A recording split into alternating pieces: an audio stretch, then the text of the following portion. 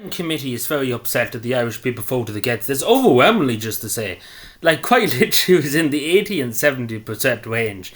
Like, nobody in Ireland wanted this referendum in terms of pretty much wishy-washy language around your family and stuff like that, and taking women out of the constitution, because that's what it was. Let's be fair, what kind of thing is that in a constitution, and the UN too, taking women out of a constitution and having wishy-washy language about relationships and durable relationships? Like, it was the most wishy-washy stuff.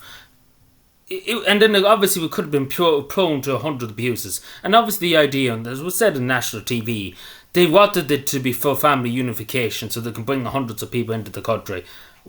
Loopholes galore, because pretty much if this was brought into the constitution, it would have been chaos, because there was no really, it was not form language, it's all wishy-washy. So the United Nations very upset that the Irish people, because again, it wasn't by 1% difference in the vote. Even if the election happened again, it was the same thing. Sinn Féin, the first thing Sinn Féin said to Mary MacDonald when the referendum was overwhelmingly defeated, they said they were going to run it again if Sinn Féin got into office.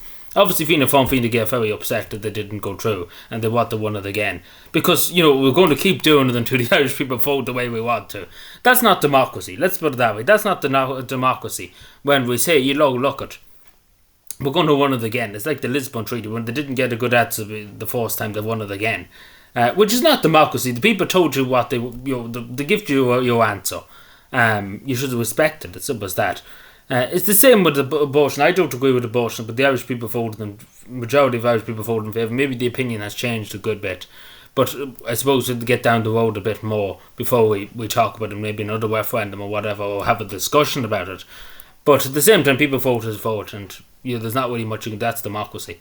But to take for example this, like the United Nations shouldn't be telling us what to do. And especially because, again, the Irish people voted on it. I wouldn't mind if the Irish people didn't vote on it. They could say, the Irish people wanted or something. But at the end of the day, the Irish people voted overwhelmingly to get rid of this. Put it out. Like, there was literally a vote that summed everything up. There was only about 2 votes in the box for yes, to bring in wishy-washy language and to remove women from the constitution, and a big, huge box of no. Like, pretty much for every person, take for example in Cavan, for every one person that voted yes, there was 8 voting no. So that just goes to show you how unpopular it was. And nobody trusted the government and what they told them, because it was all wishy-washy. And it was all wishy-washy. They didn't give it, like, durable relationships could be sent a Christmas card and stuff. That was the explanation that was given to the Irish public. So is this kind of carry on we're going to talk about again. But like, people overwhelmingly, like, as I said, it wouldn't mind if they didn't have it. If we didn't have it, then fair enough.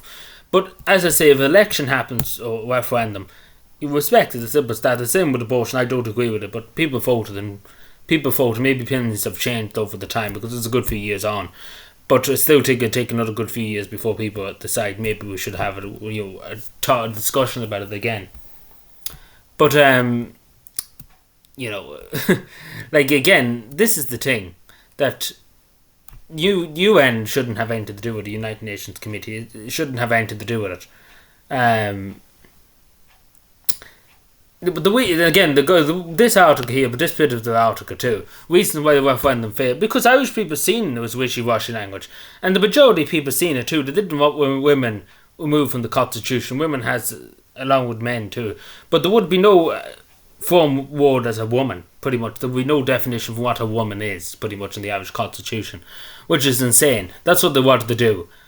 So many things, and then obviously too, we knew straight away when we seen Fine Gael come on the TV and say, we could help with family unifications if we pass this. They could bring the whole family over, and etc. Because 6 or 7 women are in a durable relationship with one man, and they can all come over. The whole village of Bunswaldsway or something like that can come over to Ireland and all be in a durable relationship or something like that. Like, that's what the government, I don't think, do themselves. They were just kind of throwing things at the board, and hopefully people would be like brainwashed into just saying, oh yeah, vote for the government.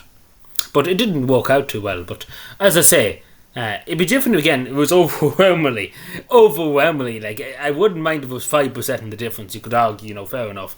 5% in the difference, people's opinion might have changed, fair enough. But it was 80 to 70%. Like, there was no hope of it passing. Like, only in one constituency out of the whole constituency in the whole Republic of Ireland. It only pretty much only in the most liberal constituency in Dublin based out, I think it was, only by less than 2% it passed. The two referendums in the most liberal constituency in the country. Even the most liberal constituency didn't want it.